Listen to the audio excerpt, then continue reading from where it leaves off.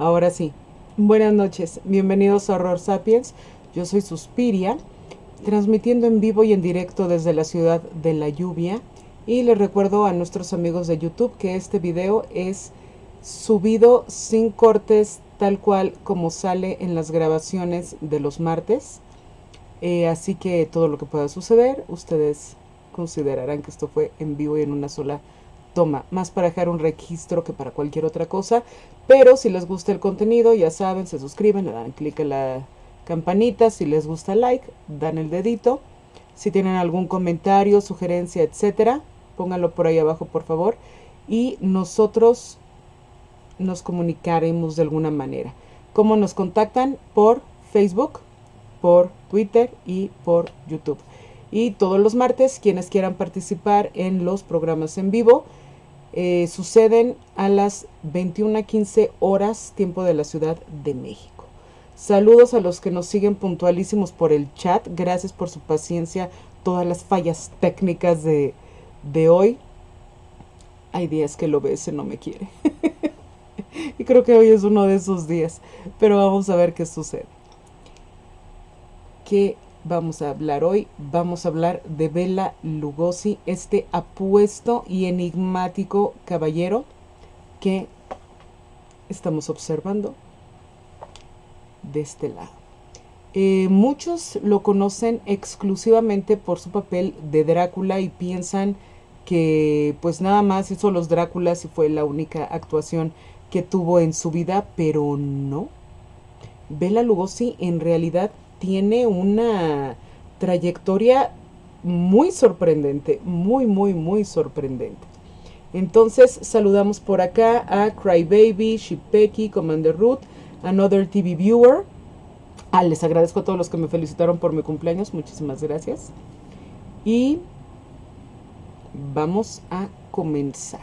La información de Bela Lugosi la tomé de la página oficial, la página que hizo su hijo al respecto.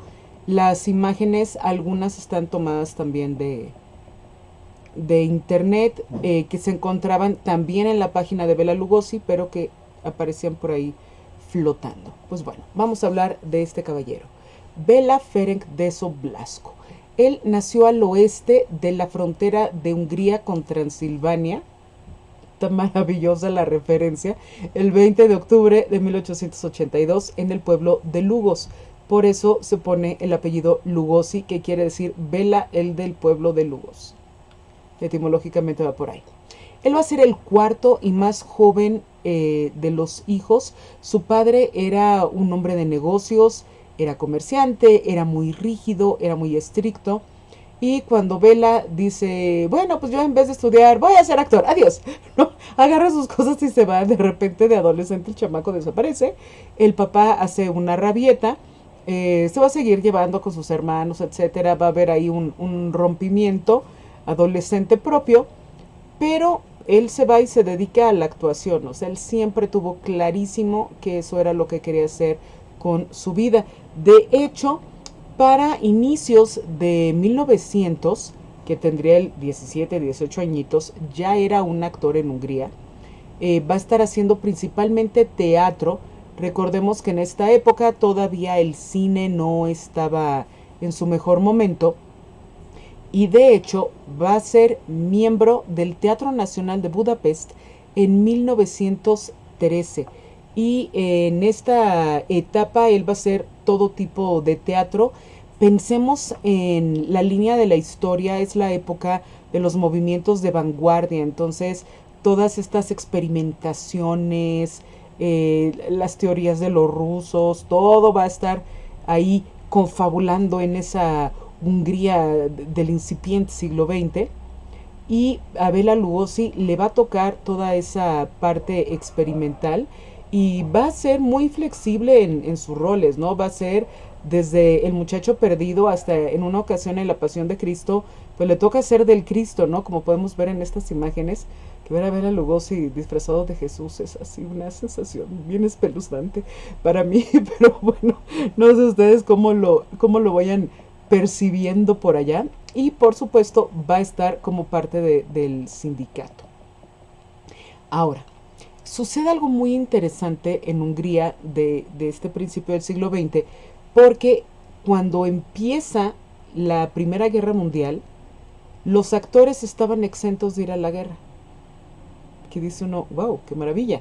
Sin embargo, Bela Lugosi dice, no sé, yo creo que mejor si voy a la guerra, quiero luchar por mi patria, etcétera, etcétera.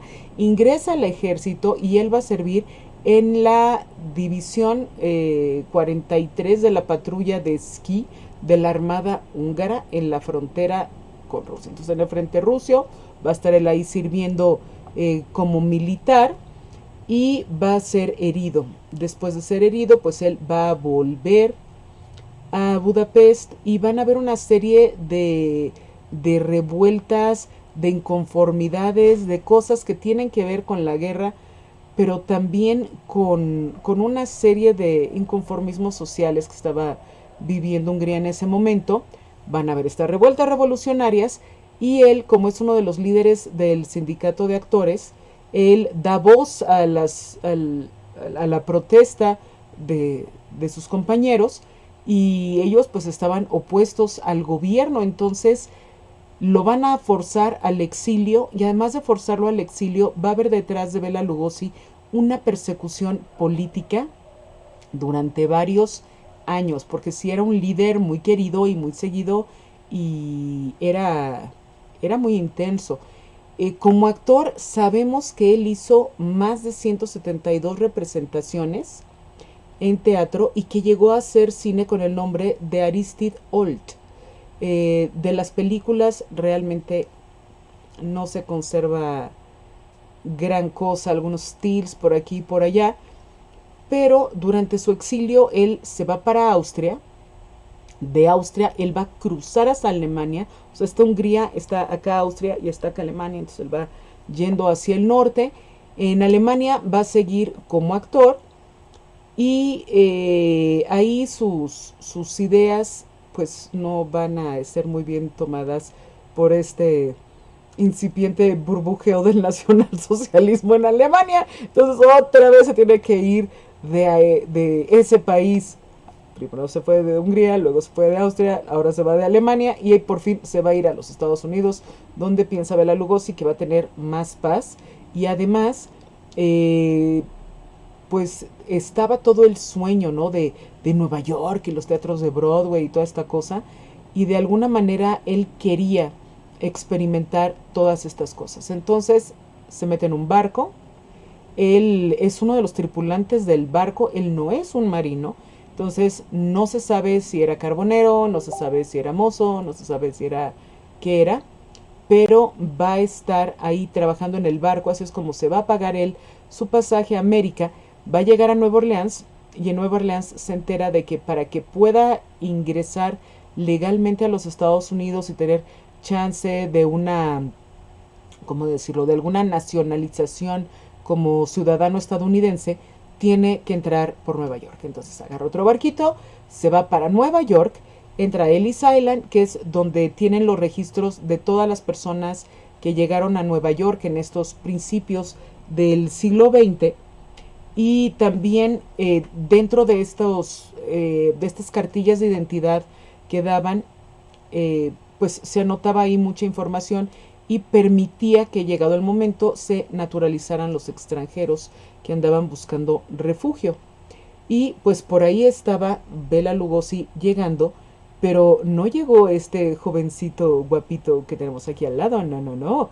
Llegó un hombre de 40 años, o sea, ya tenía 40 años cuando llega a Estados Unidos Bela Lugosi.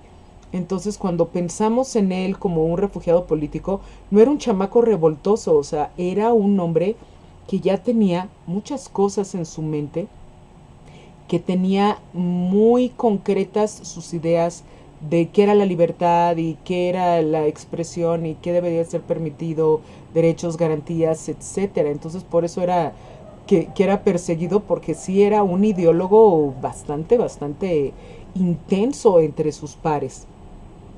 Y a pesar de no hablar inglés, él se hace para encontrar a la comunidad húngara y empieza a buscar trabajo, ¿no? Llévenme al teatro, no sé qué, quiero ser actor, etcétera, y de repente empieza a actuar en una obra que se llama The Red Poppy, la amapola roja, que es así como que medio, ya pues, medio redundante el asunto, eh, y llega a actuar y hay que tomar en cuenta ciertas cositas. El señor Bela Lugosi medía como uno, tengo más abajo por ahí el dato, medía 1,87.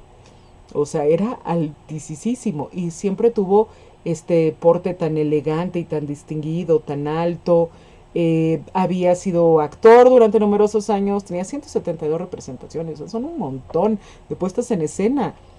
Y cuando se aparece en Estados Unidos con este porte, esta gallardía, y también parecido como era con su cabello castaño oscuro, los ojos azules, todo misterioso, sus poses, su porte, todo increíble, pues ya se podrán imaginar que les llama la atención.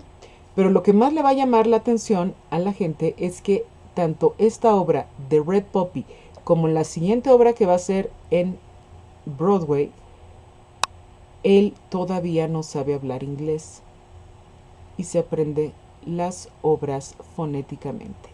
O sea, tenía su amigo húngaro que le traducía lo que querían ser las frases y él se aprendía cómo sonaban las frases y así era como las iba diciendo.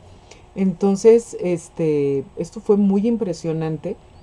Y también que en 1927 está ahí formado para hacer su audición, aprende una frase y cuando llega a representarla, entre lo guapo que era, lo magnético que era, su voz, tenía una voz muy particular y el acento húngaro, los directores que estaban haciendo el casting dicen, este hombre es Drácula, este hombre es nuestro Drácula, lo contratan para la obra de teatro que había sido aprobada por Flores Balcom, como vimos en aquel infame capítulo acerca de todo lo que le pasa al pobrecito de Bram Stoker, y tiene la oportunidad, está en el teatro, tiene 33 semanas en cartelera, que es un montón, y después de esto son 2 años de andar haciendo un tour por las ciudades principales de los Estados Unidos con la obra, porque había sido un éxito rotundo. Cuando termina este ciclo, él decide irse a vivir a Hollywood.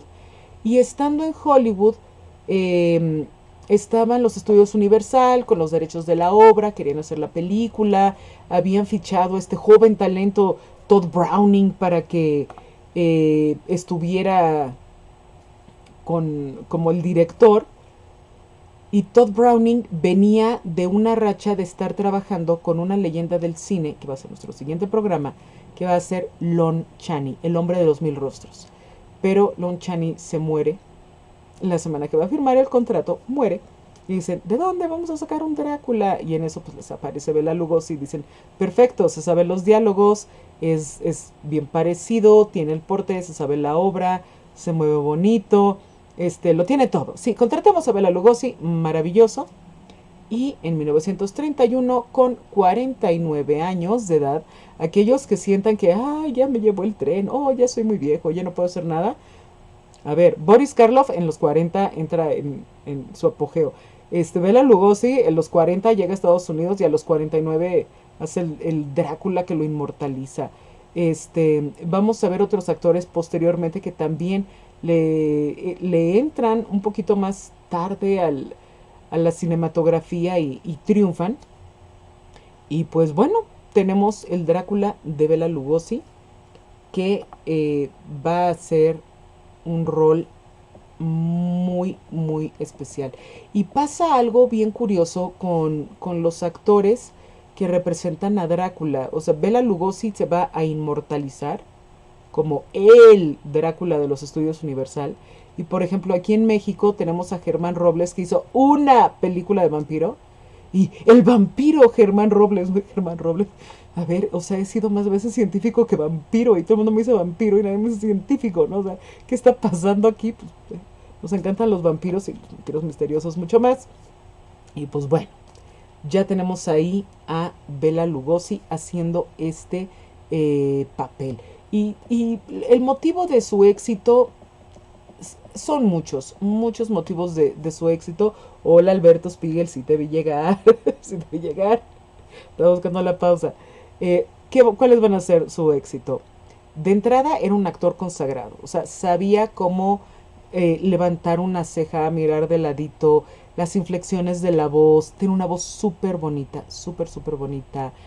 Bueno, su estatura, ya habíamos dicho, ¿no? Medía 1,87, sus ojos azul cobalto, la actitud, su proyección de voz, la manera de conducirse a sí mismo, el acento excéntrico, no, tenía un carisma y un sex appeal bien intenso, bien intenso.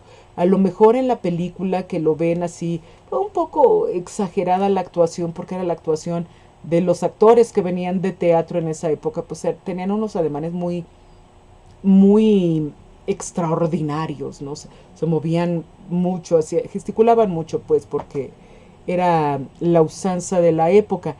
Pero les voy a poner el link de una entrevistilla, de una joven reportera que decide entrevistar a Bela Lugosi y y de repente hay un momento en la entrevista en el que la chava se pierde, o sea, se pierde por completo en el encanto de Bela Lugosi, o sea, está así la chava así de, con cara de mensa mientras el Bela Lugosi pues le dice todo lo que le pregunta, ¿no? Lo contesta de muy buen modo, muy elegante, muy amable siempre. Ok, tienen el link de la entrevista de Lugosi, chequen su voz, chequen cómo le coquetea sin coquetearle, o sea, no, es que era un hombre irresistible. La gente decía que entraba en una habitación Bela Lugosi y estuviera quien estuviera, todo el mundo nada más entraba, era así como que el magnetismo de que volteaban a ver, o sea, se notaba cuando llegaba porque llenaba los lugares con su presencia. Y pues por ahí nuestro Drácula querido. Además del Drácula, él va a tener otros roles en varias películas de horror. Hace el Doctor Miracle en Asesinatos en la calle Morgue. Va a ser Murder Legendre, o como se pronuncie, en White Zombie, que es la imagen que estamos viendo de 1932. Una película que, sí, White Zombie, de ahí saca Rob Zombie, el nombre de su banda, sí es cierto. Si no la han visto, péguenle un ojo. Y está basada en hechos reales porque ustedes sí están para saberlo y yo estoy lista para contarlo. Antes de la Segunda Guerra Mundial, cuando todo el gobierno nacional socialista estaban preparando sus ejércitos, etcétera, etcétera, descubrieron por ahí los esotéricos que en el Caribe americano había cierto tipo de brujería que podía convertir en esclavos a los hombres a través de un procedimiento, o sea, volverlos zombies. Y un zombie era increíblemente obediente y tienen los nazis esta idea de crear un ejército de zombies, ¿no? Un ejército de soldados 100% obedientes, resistentes, eh, y que seguían las órdenes, independientemente de lo cruentas que pudieran ser las órdenes. Entonces, basado en todo esto que estaba sucediendo, es que en 1932, o sea, ¿cuántos años antes? 10 años prácticamente, antes de la Segunda Guerra Mundial, ya se sabía de estos planes, de estas ideas, y de eso trata la cinta de White Zombie, que es la que tenemos aquí a Bela Lugosi en la imagen. Va a ser más películas, sí. Va a ser el papel de Sire en La Isla de las Almas Perdidas. Va a ser Igor, el asistente en El Hijo de Frankenstein, en 1939. Una cosa muy extraña. Y hay que recordar que se le ofrece Frankenstein a Bela Lugosi después del éxito rotundo de Drácula y él dijo, no, o sea, es que en Frankenstein no voy a lucir como actor, o sea, yo tengo que lucir como actor. Yo soy un actor de carácter, yo soy un actor de primera, ¿cómo voy a hacer así, con los brazos así extendidos? De ninguna manera yo no quiero eso y por eso le va a caer el papel a Boris Karloff, que va a estar también increíble en ese rol. Pero vamos, como decía mi abuelita, el que escupe para arriba al ratito le cae. Vamos a ver lo que le va a pasar a Bela Lugosi con este rol de Frankenstein. Pero bueno, la gente que lo conoció dice que él nunca fue un hombre promedio. Siempre fue muy intenso, muy caballeroso. La gracia, dicen que la manera de conducirse a sí mismo y de mover las manos hipnotizaba a la gente, o sea, era un encantador de serpientes. Empezó a hablar y movía las manos y prendía su cigarro y volteaba y toda esta seducción alrededor de Lon Chaney, de Bela Lugosi, hacía que la gente quedara cautivada por él, ¿no? Y lo que les decía de que entraba a la habitación y todo el mundo volteaba a ver. Su hijo cuenta que él era muy modesto, a él no le gustaba hablar de sus logros como actor ni de su trayectoria, que era un hombre bien sencillo, que era muy fiestero, sí, que invitaba a su casa a un montón de húngaros y llegaban los gitanos y se ponían ahí con la música húngara tradicional y cantaban y bailaban y todo el rollo. Le gustaba lo protagónico en sí, pero que también le gustaba mucho estar con su gente y que su hijo conociera sus raíces, su origen, las tradiciones, la lengua, todas estas cosas, que no se fuera a perder toda esta parte. Su hijo también cuenta que su padre siempre fue un hombre muy inseguro frente a los demás. O sea, Bela Lugosi desde chavito, cuando se va a Budapest a empezar su carrera como actor, veía a los otros actores y decía, híjole, es que estos chavos han leído más que yo. Oye, ¿qué estás leyendo? ¿No? Y todo lo que leían los otros lo anotaba y se ponía a leerlo él también.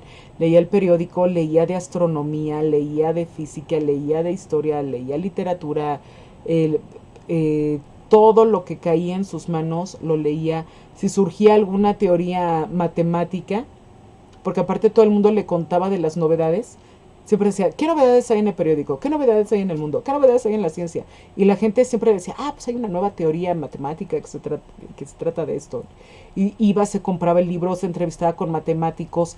Él quería tener conocimiento de todo lo que fuera posible para poder estar a la altura de cualquier circunstancia. Y es un detalle muy bonito, porque además, dice su hijo, es que si él no sabía todo lo necesario para hablar cómodamente de un tema, se ponía mal, ¿no? O sea, no se evidenciaba, cambiaba el tema, graciosamente hablaba de otras cosas, se iba a investigar y luego cuando se volvió a encontrar a la persona, por cierto, habíamos dejado inconclusa la conversación acerca de no sé qué, entonces se cultivaba para poder hablar con los demás de las cosas que les interesaban a los otros. Y esta práctica de estarse cultivando, dice su hijo que lo hizo todos y cada uno de los días de su vida. Ahora, hay detalles interesantes de Bela Lugosi, un montón. Hizo 8 películas con Boris Karloff. Decían que eran enemigos, pero no eran enemigos, eran compañeros de trabajo, no eran grandes amigos. Pero pues se veían y platicaban y de repente iban a comer y así, pero no para hablar de los roles, de las películas. Compartían, jugaban ajedrez entre las tomas.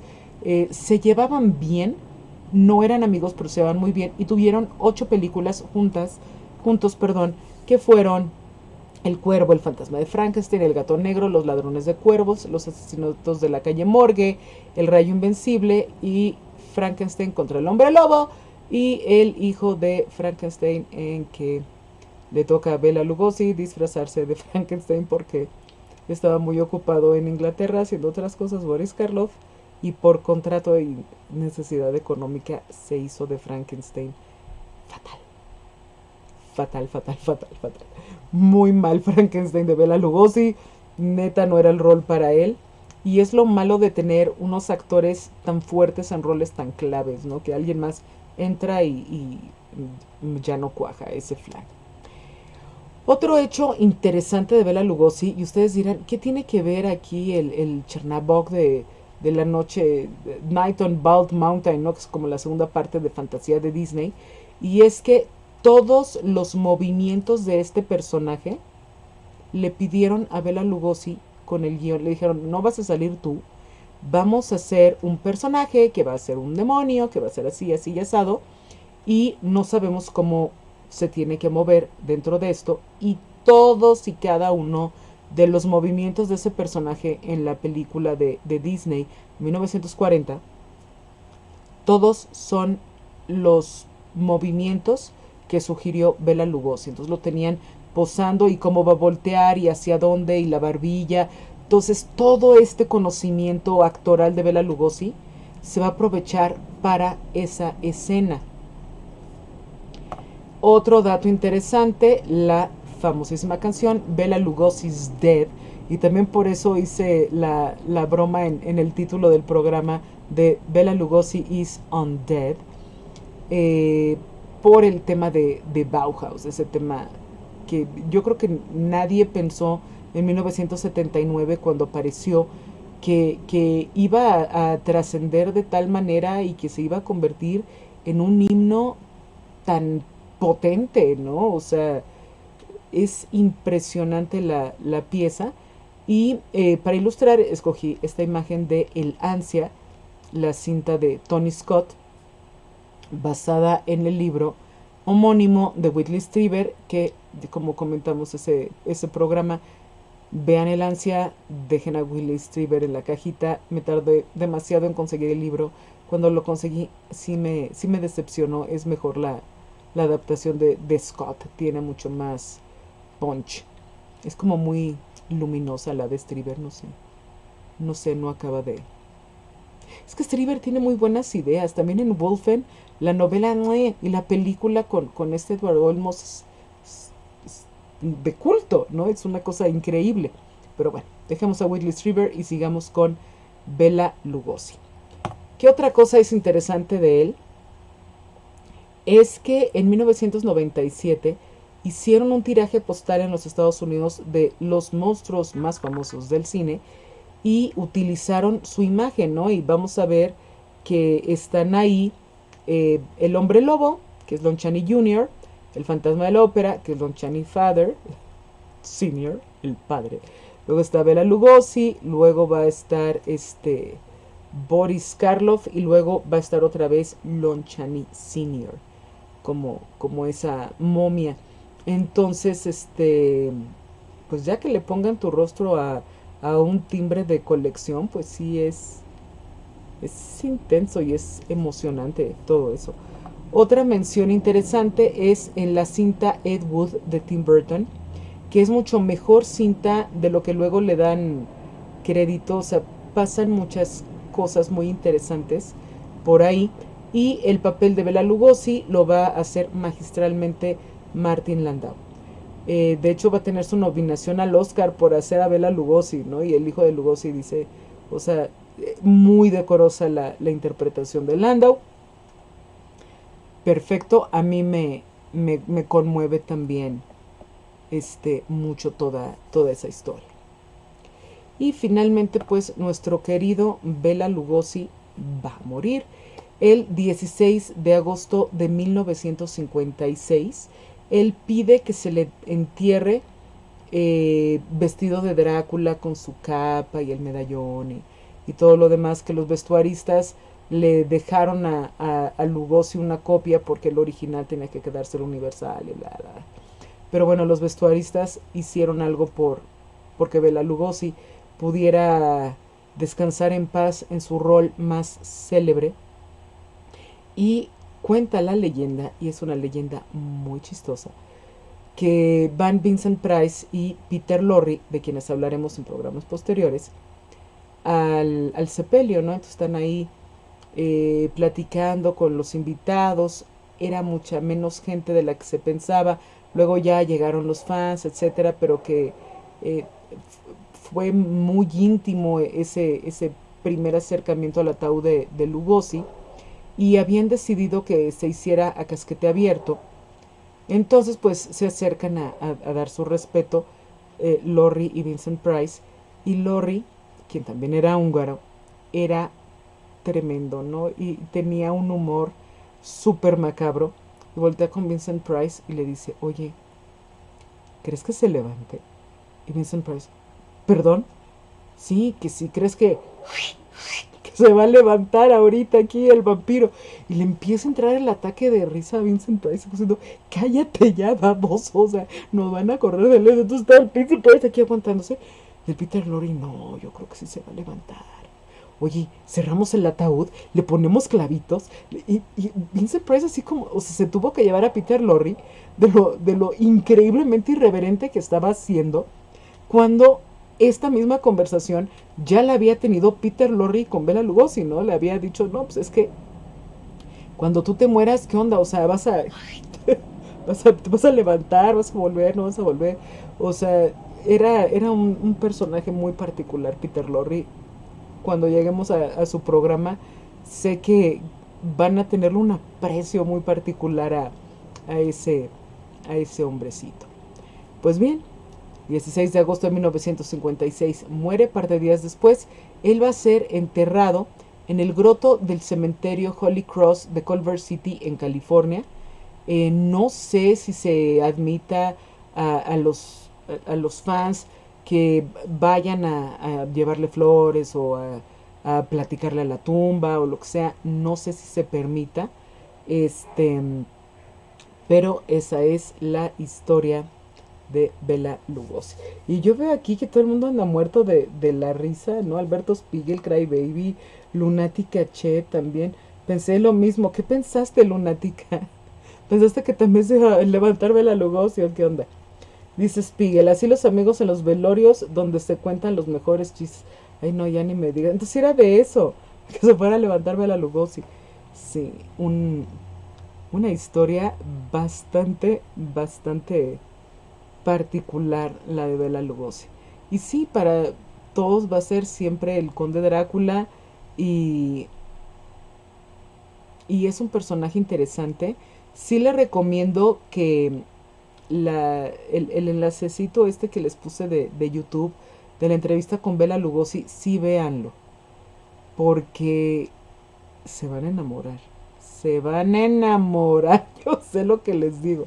Saludos a Lisidra, Another TV Viewer, Commander Root, Cry Baby, Drapsnat, Lunática Che, Madara, Marco Segovia, ¿cómo estás? Rock Girl, hola. También anda por ahí Cobalt, de Incógnito.